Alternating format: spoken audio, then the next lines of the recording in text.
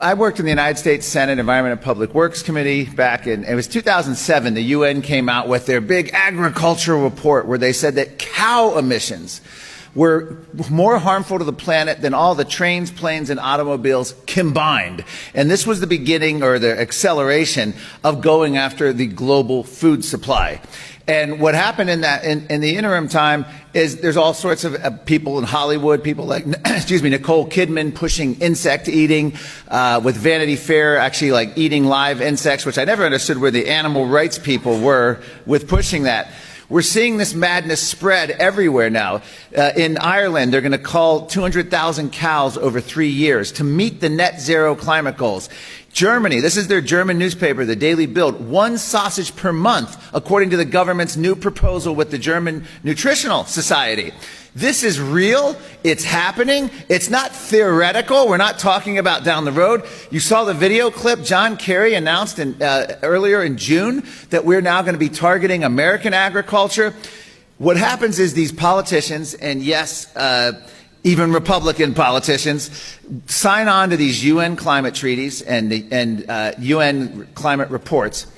Not so much George W. Bush, not Donald Trump, but certainly George H.W. Bush. But at these summits, and of course with Obama and Biden, they sign on to, I will limit, along with these other politicians, I'll limit the Earth's temperature to 2 degrees. And I'll limit up to 1.5 degrees, and we'll double down on net zero.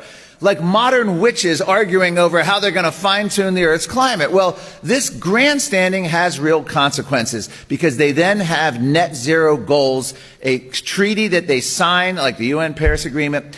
They go home. In the case of the Netherlands, where they wanted to eliminate up to almost 12,000 family-run small farms before the farmers fought back, a court ordered that they had to comply with these net zero commitments. And this is what's now happening both in our automotive industry and our food and energy industry. We've committed ourselves, and now we're forced to come out and start reorienting every aspect of society. This is the intentional collapse of food, agriculture, energy, and to boot our free speech, so we can't complain about it. So what's happening right now, as we go forward, is the United States just approved lab-grown meat. The United States is approving insects. And we have John Kerry now expanding this. They're already decimating farming in Australia, in Canada. We're seeing the results of it all throughout Europe. And we saw the results of it in Sri Lanka, where the World Economic Forum touted their big non-modern organic, return to organic farming. And of course, the whole country, the presidential palace, was overrun. So there's an old Chinese proverb, when there's food on the table, there are many problems. When there's no food, there's only one problem.